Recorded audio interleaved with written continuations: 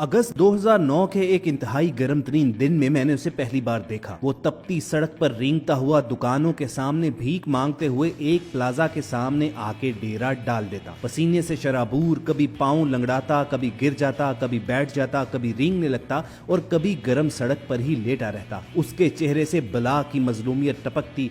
बिखरे बाल और दाढ़ी घनी और गर्द-आलूद होती। मैले कुचैले कपड़े फटे हुए होते और पुराने कटे फटे जूते में रोज उस मखसूस टाइम पे उसी जगह से गुजरता और उसे देखकर मैं तकलीफ से कुड़ सा जाता कि ये जाने कौन शख्स है, किस कदर मजबूर होगा, जाने कौन कौन है इसके घर में और किसकी पहुंचाई हुई चोट है जो इसे इस हाल में ले आई है, या गुर्बत व अफलास का मारा हुआ ये शख्स है जो इस तपती दोपहर में भी सड़क पर लेटा हुआ भीख मांग रहा है। ऐसे सवालात रोज मेरे जहन में जन्म लेते। जिस दोपहर की शदीद गर्मी में मुझे घर से निकलना गवारा नहीं, उस गर्मी में वो तपती सड़कों पर रेंगते न जाने कहां से आता है और कहां को चला जाता। मैं हैरान था कि उस गर्मी में हम ठंडे कमरों में बिस्तर पर लेटते भी गर्मी महसूस करते हैं और वो आराम से उस आग जैसी जलती सड़क किनारे पर लेटा रहता तो कभी बैठ जाता। एक बात जो मैंने नोट की कि उसके लेटने की जगह मखसूस थी। बदकिस्मती से उस जगह के ऊपर कोई सायादार चीज मौजूद नहीं थी। हाँ, बस रोड के दूसरी तरफ एक प्लाजा था जहाँ रश इतना ज्यादा नहीं था और एक तवील तंग सी गली जिसमें कुछ मकान थे। सब लोग अपने काम में मगन उधर से गुजरते रहते और वो मार्केट से होता हुआ उसी प्लाजे के सामने आके सड़क किनारे लेट जाता। उसकी नजरें हमेशा प्लाजे पर ही गड़ी रहती। ऐसे कई महीने गुजर गए मगर मैंने उस शख्स का नागा नहीं देखा। यहाँ तक कि माह रमजान ईद पर भी उसी जगह ही देखा। बारिशों के मौसम में उसे उसी जगह बारिश में भीगते देखा। मेरा कलेजा हलक को आने लगा कि ये कौन है, क्या माजरा है। ये जानने की जुस्तजू बढ़ती गई और शायद इसी वजह से मैं इसे रोजाना नोट करने लगा। गर्मी और बारिशें गुजर गईं, फिर सख्त धुंध में सर्द तरीन दिन भी देखे। इनमें भी वो पागल उसी हालत में वैसे ही वहां मौजूद रहा। रफ्ता रफ्ता मुझे यकीन हो चला कि दुनिया में उसका कोई नहीं, शायद ये कोई मजनू है। फिर मेरा मामूल बन गया कि जब भी वहां से गुजरता उसे कुछ ना कुछ दे देता, लेकिन वो कभी भी टस से मस ना होता या उसकी नजरें कभी भी मेरी जानिब ना उठती। उसकी नजरें बल्कि एक ही जगह जैसे गड़ सी गई हों। गजब का रोब था उसकी आंखों में जिन्हें पलक झपकना भी गवारा ना था। मेरा उस रास्ते से गुजर दिन में होता था तो उसे देख लेता।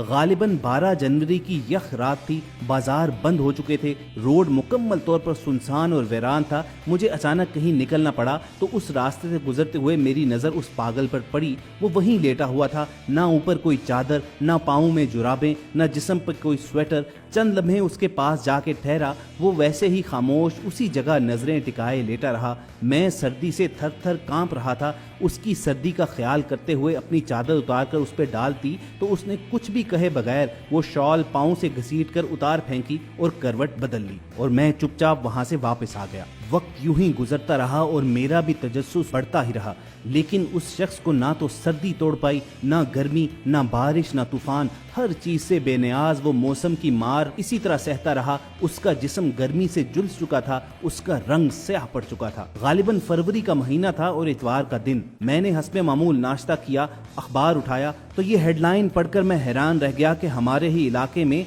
रात एक घर पे हसास अदारों का छापा पड़ा था और 5 इंतहाई मतलूब गैर मुल्की दहशतगर्द गिरफ्तार हो गए। दहशतगर्दी का बहुत बड़ा मंसूबा नाकाम बना दिया गया और बहुत बड़ी मिकदार में असला और बारूद और बड़ी तादाद में तैयार खुदकुश जैकेट्स और उनकी तैयारी में इस्तेमाल होने वाला सामान, वायरलेस और दूसरा सामान बरामद हुआ। अखबार में जिस इलाके का तज़किरा था वो वही जगह थी जहां पर वो पागल कई माह से मौजूद था। मुझे हैरत का शदीद झटका सा लगा। मेरे ध्यान में वही शख्स आया। तकरीबन आधे घंटे की ड्राइव के बाद मैं वहां पहुंचा तो वो शख्स वहां मौजूद नहीं था। मैंने इधर उधर देखा लेकिन उसका कोई भी नामो निशान तक ना मिला। फिर उसके बाद रात को दूसरे दिन बल्कि कई दिन उसे ढूंढता रहा, लेकिन मुझे वो दोबारा कभी भी नजर ना आया। न जाने कौन था, किस माँ का लाल था, किस बाप का लाडला था, किस बहन और भाई की आंख का तारा था या किसी सुहागन का सुहाग था जिसने इस पाक वतन की हिफाजत की खातिर अपनी हस्ती मस्ती बिल्कुल मिटा डाली। ना जिताया, ना उसे अवार्ड मिला, ना उसके नाम के नारे लगे, ना उसका फोटो सेशन हुआ और ना ही उसने अपनी कोई दास्तान सोशल मीडिया पर शेयर की। दोस्तों, सुनने में तो शायद ये एक फिल्मी कहानी लगे, लेकिन पाक फौज और ISI के ऐसे कई गुमनाम हीरोज हैं जो सिर्फ और सिर्फ आपकी खातिर अपनी ہستی مٹا ڈالتے ہیں اور بغیر کسی صلے یا ستائش کی تمنا کیے چپ چاپ اپنا کام کر گزرتے ہیں اور اپنی ڈیوٹی مکمل ہونے کے بعد اپنے اگلے مشن پر روانہ ہو جاتے ہیں۔ لیکن روزمرہ کی زندگی میں ہمیں اس چیز کا احساس ہی نہیں ہو پاتا کہ ہمارا محسن ہو سکتا ہے کہ بھیس بدل کر کسی ریڑھی پر چنے بیچ رہا ہو، یا سڑک کنارے غبارے اور گلاسز فروخت کر رہا ہو، یا پھر گلیوں میں در بدر ٹھوکریں کھاتا کوئی فقیر ہی ہو۔ پاک فوج اور ISI کے یہ گمنام ہیروز وطن کے وہ بیٹے ہیں جو مٹی کی محبت میں خود کو مٹی کر ڈالتے ہیں۔ ایسا ہی ایک گمنام ہیرو، ایک لازوال کردار، بلوچستان میں بھارتی جاسوس کلبھوشن کا نیٹ ورک توڑنے والا اور اسے گرفتار کروانے میں اہم کردار ادا کرنے والا کیپٹن قدیر بھی تھا۔ کیپٹن قدیر کا تعلق ایک بہت بڑے زمیندار گھرانے سے تھا۔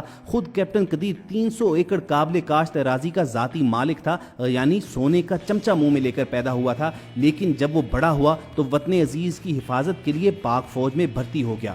اس کے رشتہ داروں نے اس پر طنز کیا کہ جب روپے پیسے کی گھر میں ریل پیل ہے تو نوکری کرنے کی کیا ضرورت ہے، تنخواہ پر نوکر بن رہے ہو۔ یہ سن کر کیپٹن قدیر کا خون جوش مارنے لگا اور اس نے جواب دیا کہ فوجی تنخواہ کے لیے بھرتی نہیں ہوتا ہے، فوجی تو وطن کی حفاظت کی خاطر بنتے ہیں، اور میں اس ملک پر اپنا تن من دھن سب قربان کر دوں گا۔ یہی جذبہ لے کر کیپٹن قدیر فوج میں سیکنڈ لیفٹیننٹ بھرتی ہوتا ہے، مقابلے کا امتحان پاس کر کے اور ترقی کر کے کیپٹن بن جاتا ہے۔ اس کا جذبہ دیکھ کر اسے خفیہ ایجنسی ملٹری انٹیلیجنس میں بھیج دیا جاتا ہے، جہاں پر مزید اسے بلوچستان میں خفیہ مشن پر بھیجا جاتا ہے۔ اس کے ذمے یہ ڈیوٹی لگائی جاتی ہے کہ بلوچستان میں را کا نیٹ ورک تلاش کرنا ہے اور دہشت گردوں کو ختم کرنا ہے۔ را کے نیٹ ورک کی تلاش میں مٹی کی محبت میں یہ جنونی انسان، جس نے اپنی ساری جوانی نرم گرم بستروں پر گزاری اور جہاں گھر میں نوکر چاکر کی بھرمار تھی، ایک ایک چیز بستر پر نوکر آرڈر کر کے لے کر آتے تھے، مگر آفرین ہے اس شیر دل ہیرو پر کہ اپنے دیش کو دشمنوں سے بچانے کے لیے یہ جنونی شخص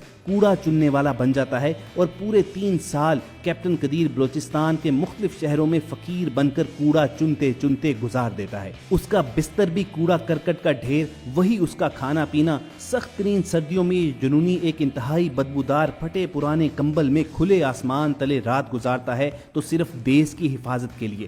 آخر کار اس کی محنت رنگ لاتی ہے اور یہ را کے بہت بڑے جاسوس کلبھوشن کے نیٹ ورک تک پہنچنے میں کامیاب ہو جاتا ہے۔ جی ہاں دوستو، آج بلوچستان میں جو امن امان نظر آتا ہے تو اس کے پیچھے اس جنونی نوجوان کا بہت بڑا کردار ہے۔ کیپٹن قدیر کے اتنے بڑے بڑے کارنامے ہیں کہ لکھنے کے لیے کتابیں کم پڑ جائیں گی۔ یہ کیسا شخص تھا جو 300 ایکڑ اراضی کا مالک ہوتے ہوئے بھی، امیری کبیری میں اپنا بچپن گزار کر آتے ہوئے بھی صرف ملک کی خاطر 3 سال تک کوڑا چننے والا فقیر بنا رہا۔ کس طرح بدبودار کمبل میں اس نے 3 سال گزار دیے۔ ایسے لوگ انسان تو ہو ہی نہیں سکتے، وہ یقیناً اللہ کا بھیجا ہوا کوئی فرشتہ تھا۔ ہم جیسے نام نہاد حب الوطنی کے دعوے دار ایک رات بھی کوڑا کرکٹ کے ڈھیر پر نہیں گزار سکتے، مگر اس شخص نے ہم پاکستانیوں کو سکھ اور امن دینے کی خاطر اپنے گھر کے نرم گرم بستروں کو لات مار دی۔ تو کیا لگتا ہے کہ وہ شخص تنخواہ کی خاطر فوجی بنا یا کسی پلاٹ کی خاطر اس نے فوج جوائن کی؟ اس نے صرف اور صرف اپنے وطن کی مٹی کی محبت میں اپنی ہستی کو مٹا ڈالا اور مٹی کے ساتھ خود بھی مٹی ہو گیا۔ تو پاکستانیوں، قدر کرو اپنے شہیدوں کی، اپنی فوج کو عزت دو اور ہمیشہ فوج کے شانہ بشانہ کھڑے رہو۔ وہ سرحدوں پر آپ کی جنگ لڑ رہی ہے، سوشل میڈیا پر آپ ان کی حفاظت کیجئے اور دشمن کے ہر قسم کے پروپیگنڈے کو ناکام بنائیے۔ یاد رکھو، اگر فوج کے شانہ بشانہ کھڑے نہ ہوئے تو تمہاری داستان تک نہ ہوگی داستانوں میں۔ اگر ان گمنام ہیروز کی سچی داستان حیات آپ کو پسند آئی ہو تو کمنٹ سیکشن میں پاکستان زندہ باد، پاک فوج پائندہ باد لکھ کر پاکستانی فوج، ISI اور ان گمنام ہیروز کے ساتھ اپنی محبت کا کھل کر اظہار کیجیے۔ اور وائس ڈیلی کے تمام دوستوں سے گزارش ہے کہ اس ویڈیو کو نہ صرف فیس بک بلکہ واٹس ایپ گروپ اور دیگر سوشل میڈیا گروپس پر بھی شیئر کریں، تاکہ پورے پاکستان کو معلوم ہو کہ یہ گمنام ہیروز ہماری حفاظت کی خاطر چپ چاپ بغیر کسی ستائش اور صلے کی تمنا کیے کیسے اپنی ہستیاں مٹا ڈالتے ہیں اور اپنے فرائض کی ادائیگی کرتے ہیں۔ وائس ڈیلی کی ٹیم کو پوری امید ہے کہ آپ کو ہماری یہ کاوش ضرور پسند آئی ہوگی۔ اگر آپ چاہتے ہیں کہ فیوچر میں بھی ایسی انفارمیٹیو ویڈیوز آپ کو ملتی رہیں تو اس کے لیے آپ ریڈ بٹن پر کلک کر کے اور بیل آئیکن کو پریس کر کے وائس ڈیلی کے سبسکرائبر ضرور بنیے۔ بہت جلد کسی اور انسپریشنل لائف سٹوری کے ساتھ دوبارہ آپ سے ملاقات ہوگی۔ اپنا اور ارد گرد کے لوگوں کا خیال رکھیے اور سنتے رہیے وائس ڈیلی۔